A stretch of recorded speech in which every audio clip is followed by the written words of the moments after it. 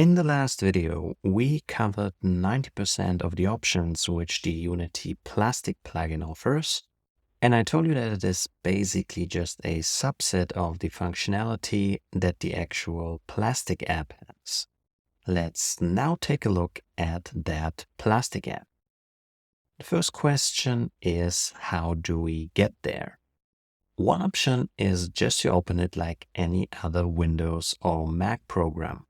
Just double-click the icon, you know how to do that.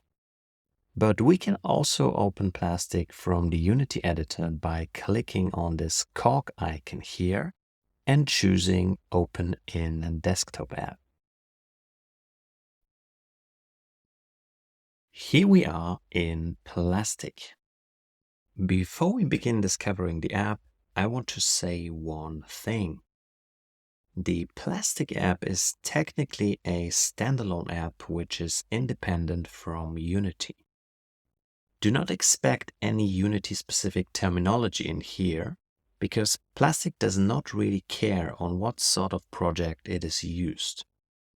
We could just as well create a workspace and add a web project with HTML and JavaScript code in here, and Plastic would treat it the same as it treats the current project. The plugin in the editor, on the other hand, which we saw in the last video, has a specific Unity perspective. This app does not. I'm just saying that because the way we have set this up and open it might seem like this is just some sort of extension of the Unity editor, which is not the case. But now to the actual app. Because this is much bigger than the Unity plugin, we will not be able to cover the whole thing in one video. So in this video, we will look at 3 sections first.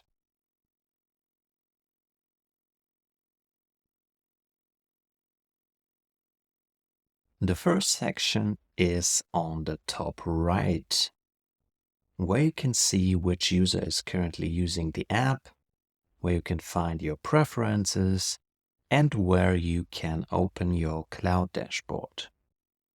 This can be useful because you cannot really configure anything about the user or the repository from the app, but rather from the cloud dashboard. So imagine you want to restrict the access of some user to one of your repositories, maybe let a user just read your files. You would do that from the cloud dashboard and not in here. Right now, this is good for us because it means that there is not really much more to say about this section.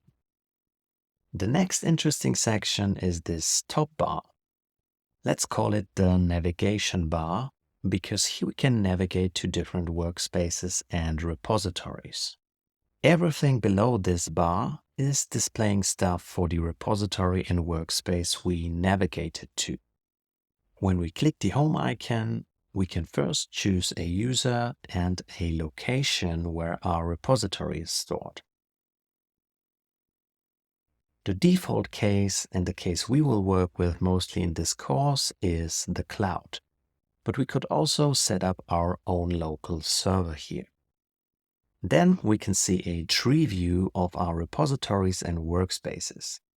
Both of the repositories we created so far have one workspace each.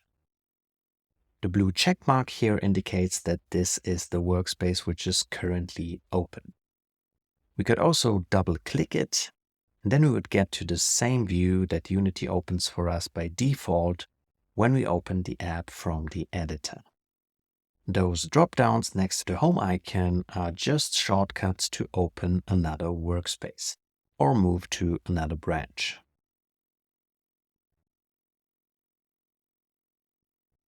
One thing Plastic likes to use a lot, and what you might find at various places, are those location strings, which let us quickly understand what we are currently looking at. They're actually pretty simple to read. First, we have the current branch, then the name of the repository, the name of the current organization, and finally the location of the repository. Again, in our case, this is the cloud, but this could also be pointing to a server. The same location string, by the way, can be found inside Unity. So this is a quick way to tell what you are currently looking at. The final section we want to look at is where the actual work will happen. And for that, we will look at the first 5 options of the site. The first option is the Workspace Explorer, which is very close to what you would see in a Mac Finder or the Windows Explorer. The only difference is that you get additional information and options regarding version control. We can see which files were already added to version control, when they were added, who added them, and much more. Remember that we previously hid those private files in Unity, and I told you that you could still easily find them and add them to version control. Well, you could do this here. One of those files was the default README file, and here we have it. I'm pretty sure by now some of you are curious what those states here in the second column mean, like controlled, private, or ignored. Trust me, there is a whole video on that later. The next section should sound familiar and is again showing the pending changes. This is a slightly more sophisticated version of the pending changes view we saw back in Unity. Again, we can see the private files from before and nothing else since we don't have a real change in the workspace currently. Let's just change that by quickly making some new change in Unity. This time I just create a new material.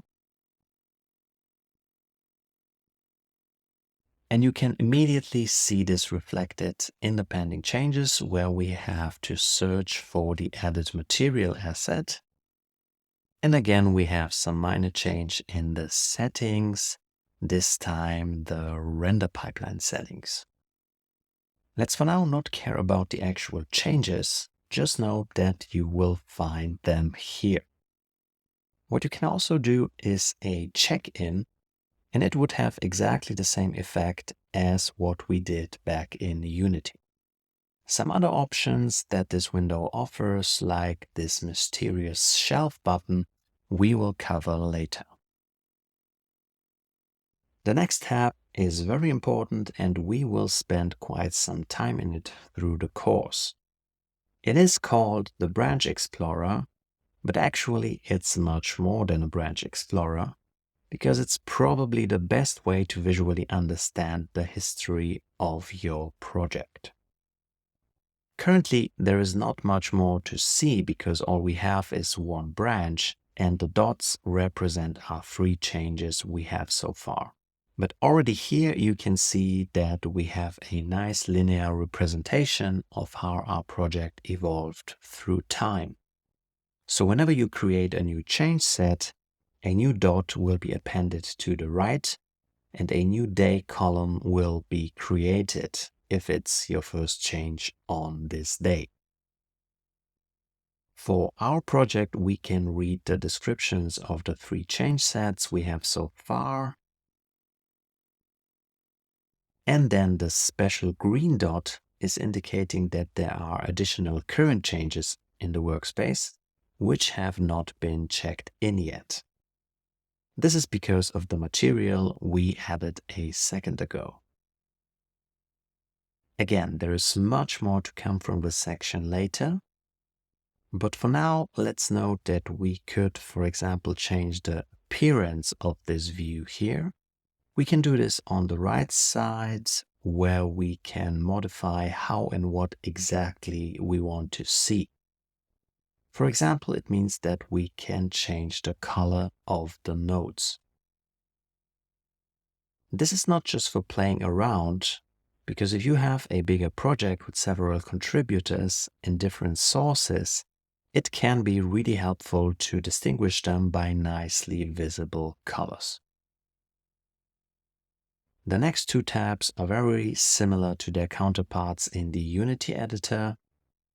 Under change sets, we can see the same three change sets we saw in Unity a second ago. And here we have a few more columns, and the filtering options are a bit more sophisticated. And on the branches tab, again, we can see all of our branches listed. Most of the time, you will probably use the Branch Explorer to understand your branches, because the graphical representation is much more informative. But as you will see, Plastic encourages you to create a lot of branches. And with a growing project, you might end up with hundreds of them.